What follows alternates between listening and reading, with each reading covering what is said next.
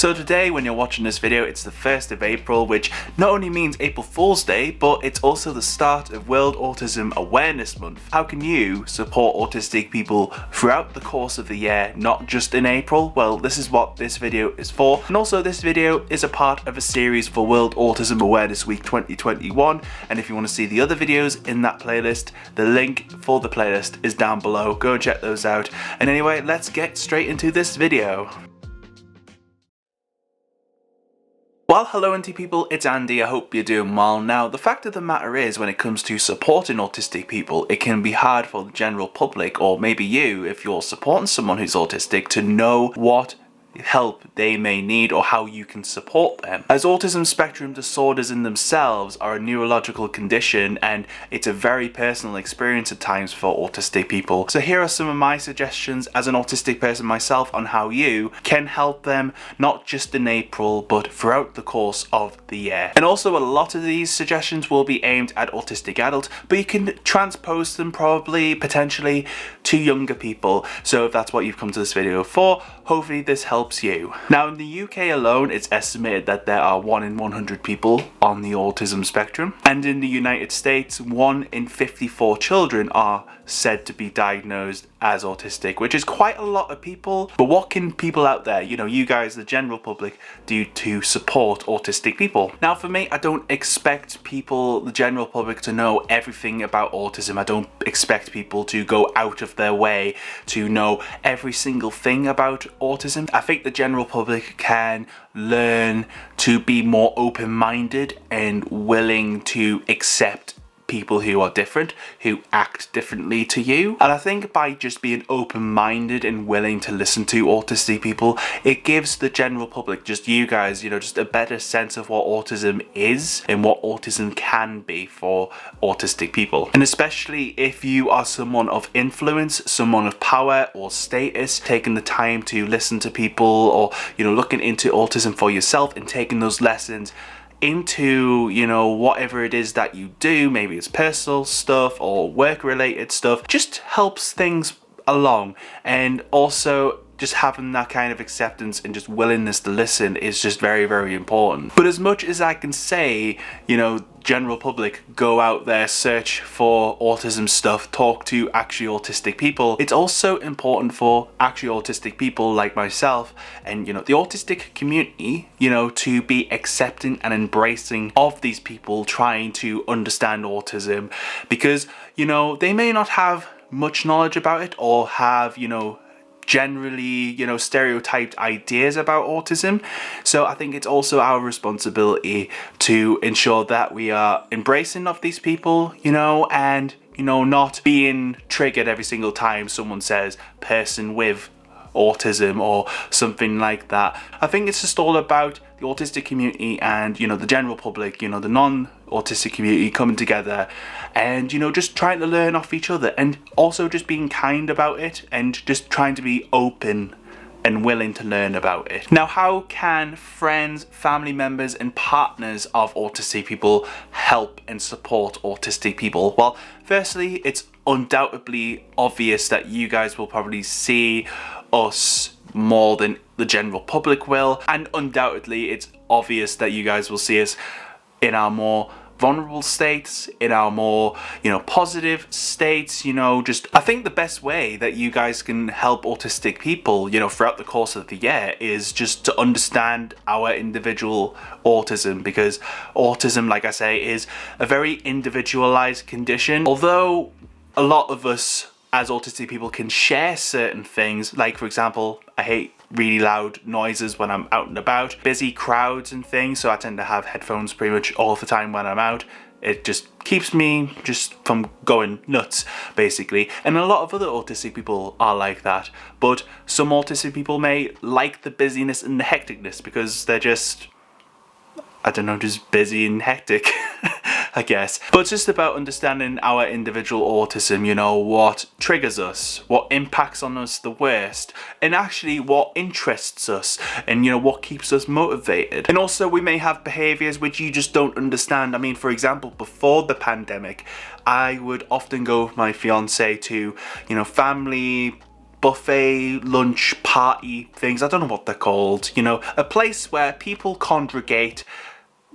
Just thinking about it seems really weird at this point. But people congregate around a food table, a table of food on top of the table, and, you know, socialize. So for me, in these kinds of situations, I will typically go with things that I know are safe, because I know I will enjoy these things, and often I will get a larger quantity of those things because I enjoy them. I'm not gonna go out of my way to experiment and be wild, because socializing, weird food, buffet table full of food on a table, it's just a lot. So for me, I play it safe, and people, you know, may see me with my larger quantities of ready salted or salt and vinegar crisps, sausage rolls, and just think that is weird. You know, there's, you know, meat on the table, there's like just all of this other stuff, but it's like, for me, I know what I like, and I'm not going to go out of my way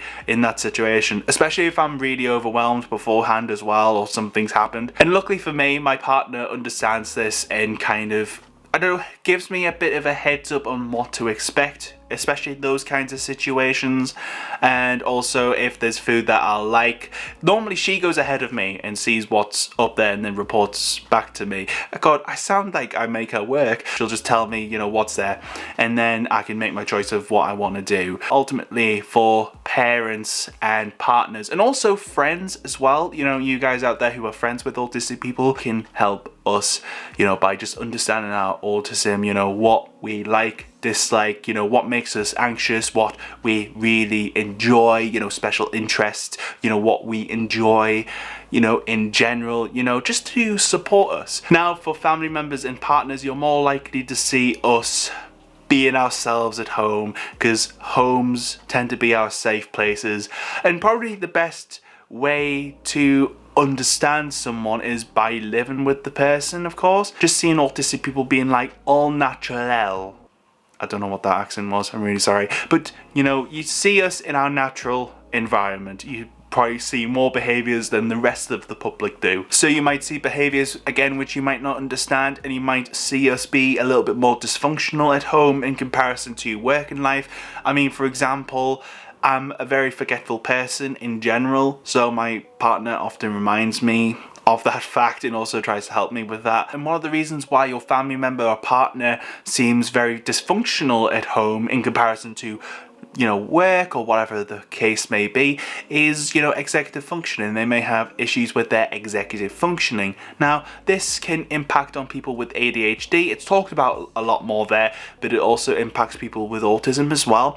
And if you want to know a little bit more about that, I'll link it up there, especially if you know people, you know, family members, or, you know, your partner who, you know, struggles to remember to do things, or when they're at home they appear very impulsive at times, or, you know, just all these different things. Definitely check out their video. It might be helpful, especially to understand how you can support your autistic family member or partner. Now, the next group of people that I think can support autistic people is co-workers, people who work in like group settings. So maybe you're someone who works with an autistic person in like a group setting. So maybe, I don't know, like teachers, you know, teaching assistants, that sort of thing. Basically, when it comes to group settings, not forcing answers out of autistic people. For me personally, I hate group team meetings. I can't stand them. I just think it's a lot of pressure, especially when the spotlight is shone upon me.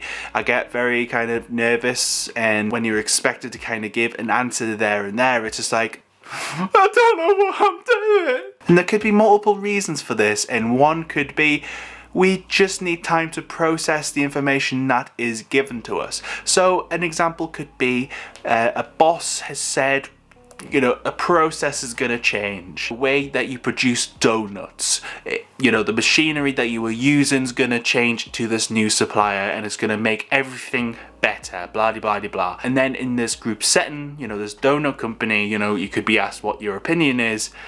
you know, you just might feel overwhelmed. Because normally for me, if I get asked, you know, how can things improve or how can the way of working improve, normally 9 times out of 10 I don't really have an answer. Ultimately, for co-workers and people who work in group settings, you know, when you know, ask questions, you know, if an autistic person doesn't have an answer for you, you know, if they're openly autistic, especially in the workplace, because a lot of us may not be open about it. So to help autistic people in these kinds of settings, you know, don't force answers out of us, because it may just be, you know, we may need time to process the information, then come back to you. But also as well, you know, in a group situation, an autistic person may not actually know when it's their turn to speak.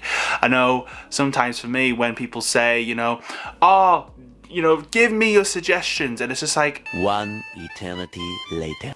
Can I speak yet? For certain autistic people, if they are open about it, especially in the workplace, you know, saying, oh, Andy, what do you think of this? And they may not have something to contribute. I mean, the majority of the time, I don't typically contribute quite a lot, because often I'm the person that needs to think about things and then come back to it later. So I think if co-workers or, you know, people who work in group settings kind of have this mindset in mind, it can be really, really helpful in supporting autistic people. But I also think as well with co-workers, another way you can support autistic people is just by accepting us, you know, accepting that we may do things a certain way. I mean, for myself in work, I typically do not do things socially outside of work with work people, because the whole idea is just baffling to me. I just think it's a bit weird.